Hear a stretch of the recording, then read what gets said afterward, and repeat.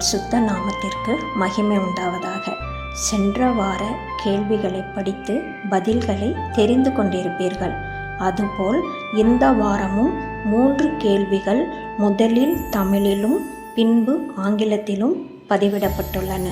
அதைத் தொடர்ந்து கடந்த வார கேள்விகளுக்கான பதில்கள் பதிவிடப்பட்டுள்ளன.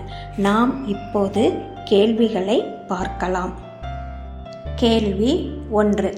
தற்காலத்தில் ஒரே குடும்பத்தில் 3 பேர் மருத்துவம் படித்து பட்டம் பெறுகின்றனர். அதேபோல் ஒரே குடும்பத்தில் 4 பேர் IAS அதிகாரிகளாகவும் இருக்கின்றனர். இதைவிட 2-3 தலைமுறையாக அரசியல் தலைவர்களாகவும் இருந்து இந்த நாட்டையே ஆளுகின்றனர். இதில் அதிசயம் ஒன்றுமில்லை. ஆனால் இங்கு ஒரே குடும்பத்தில் உள்ள அனைவரும் பரிசுத்த ஆவியினால் நிரப்பப்பட்டிருந்தார்கள். யார் அவர்கள்?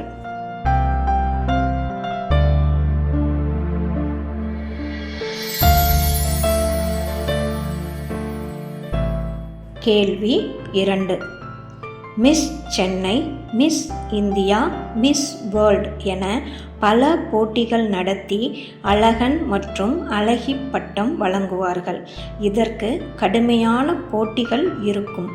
ஆனால் இங்கு தேசம் விட்டு தேசம் சென்ற போதிலும் பிற தேசத்து மக்களால் போட்டியின்றி தனித்து நின்று அழகி பட்டம் வென்றவர் யார்? எந்த தேசத்தில்?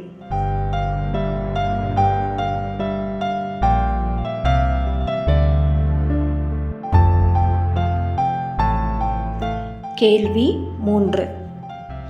ஒரு மனைவி தன் கணவருக்காக முட்டையில் ஆம்லேட் போடுவதற்காக கலக்குகிறார். திடீரென அவரது கணவர் தன்னை திட்டியதை நினைத்து அவரை பழிவாங்கும் பொருட்டு அதில் அதிகப்படியான காரம் மற்றும் உப்பை போட்டு நன்றாக கலக்கிவிடுகிறார். கணவரின் நிலைமை அவஸ்தைதான். ஆனால் இங்கு ஒருவர் கலக்குவேன், கட்டம் போட்டு திட்டம் போட்டு கலக்குவேன் என்று நோயாளிகள் குணமடைய ஒன்றை கலக்குகிறார். அவர் யார்? எதை கலக்குகிறார்?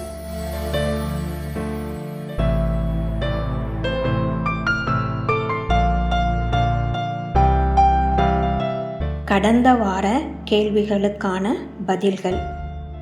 1. வானம் என்ற ஆகாய விரிவிலே சுடர்கள். 2. மூடு பனி. 3. சர்ப்பம் ஏவாள். பிரியமான சகோதர சகோதரிகளே, இந்த வார கேள்விகளை படித்திருப்பீர்கள்.